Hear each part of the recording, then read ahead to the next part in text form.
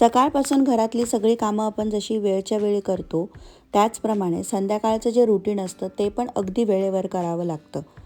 कधीतरी कोणत्या ना कोणत्या कारणामुळे होतं मागे पुढे, पण रात्री जर लवकर झोपायचं असेल, सकाळी जर लवकर उठायचं असेल, तर संध्याकाळचं रुटीन फॉलो करणं ते पण वेळेवर खूप महत्त्वाचं असतं.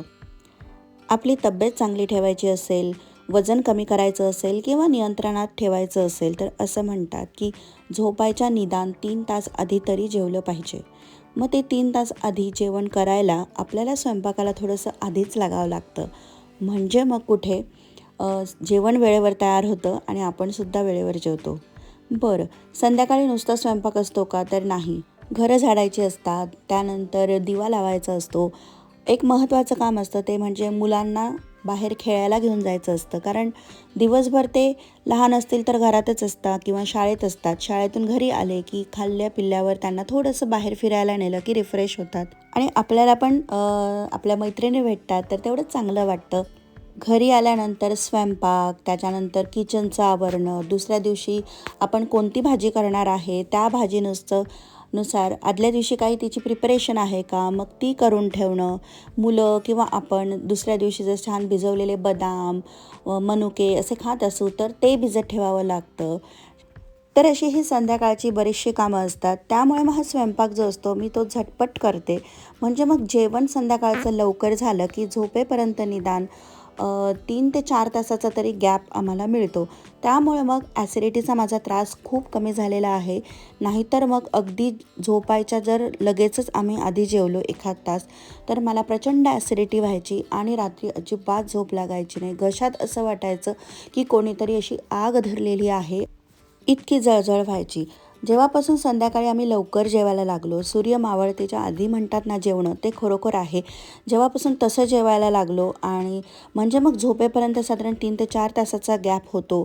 आपलं अन्न व्यवस्थित डायजेस्ट होतं आणि मग ते घशात पण येत नाही. त्यामुळे जरा ॲसिडिटी कंट्रोलमध्ये आहे. त्याचप्रमाणे दिवसभर मी भरपूर पाणी पिते. एक पाणी पिणं, लवकर जेवणं आणि आता तर जे 21 दिवसाचं चॅलेंज आहे वजन कमी करण्याचं, ज्यामध्ये सांगितलेलं आहे की चावून चावून खा. एक घास छोटा घ्यायचा आणि 32 वेळा चावून खायचा. तर ह्या गोष्टीचा सुद्धा भरपूर उपयोग होतो आहे. लाईट वाटत आहे. तर असे आपल्यालाच निरोगी ठेवण्यासाठी छोटे छोटे चेंजेस आपल्याला स्वतःला करावे लागतात आपल्या रुटीनच्या लाईफमध्ये, जेणेकरून आपली हेल्थ नेहमी चांगली राहील. तर इथे मी आज जेवणासाठी बनवलेली होती फोडणीची खिचडी. मग फोडणीच्या खिचडीसोबत म्हटलं करूयात बटाट्याच्या काचऱ्या. तर त्यासाठी मी 2 बटाटे गोल गोल असे चिरून घेतलेले आहेत चकत्यांमध्ये.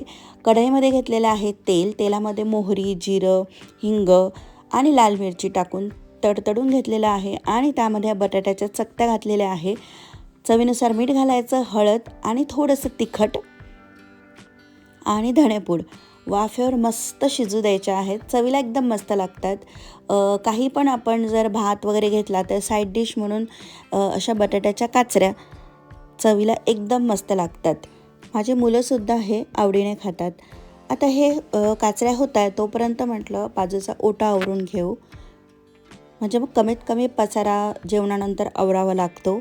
नाहीतर मग जेवण झालेलं असतं आणि त्यानंतर जेव्हा ओट्यावर खूप पसारा बघतो तेव्हा असं वाटतं बापरे इतकं आवरायचं आहे का. त्यापेक्षा असं जेव्हा शिजतंय अन्न तोपर्यंत मी बाजूचा ओटा आवरून घेत असते. तर इथे माझी मोहरी संपली होती. जे इंडियातून मी मसाले आणले होते, लाल तिखट, हळद, गरम मसाला, मोहरी, जिरं, हे सगळं आता संपलेलं आहे. त्यामुळे इथून विकत आणलं. तर तेच मी आता डब्यांमध्ये भरून घेते आणि मी हे मसाले ठेवण्यासाठी काही खास विकत डबे नव्हते आणले. जे पास्ता, लोणचं याचे जे बरण्या असतात काचेच्या चांगल्या असतात त्या, तर व्यवस्थित त्या धुवून मग त्याच वापरत असते. त्या रियूजसुद्धा होतात आणि जेव्हा आपल्याला शिफ्टिंग करायची असते तेव्हा सामान आपल्याला हलवावं लागतं. अशा वेळेस काही गोष्टी आपल्याला टाकून द्याव्या लागतात कारण त्या वजनामध्ये तेवढ्या बसत नसतात ट्रान्सपोर्टेशनच्या. म्हणून मग मी बऱ्याच अशा काही ज्या बरण्या मिळतात काचेच्या त्या रियूज करत असते. तर इथे माझा स्वयंपाक झालेला आहे. मस्त खिचडी, बटाट्याच्या काचऱ्या, कांदा, पापड असं मस्तपैकी जेवण तयार आहे. 6:30 पावणे 7चा वेळ झालेला आहे. आता आम्ही जेवण करून घेतो आणि परत पुढची जी काही कामं असतात उरलेली ती करायची असतात. तर असा होता छोटासा व्लॉग. आय होप तुम्हाला आवडला असेल तर चॅनलला सबस्क्राईब करा. पुन्हा भेटूयात नवीन एका व्हिडिओमध्ये. तोपर्यंत स्वस्त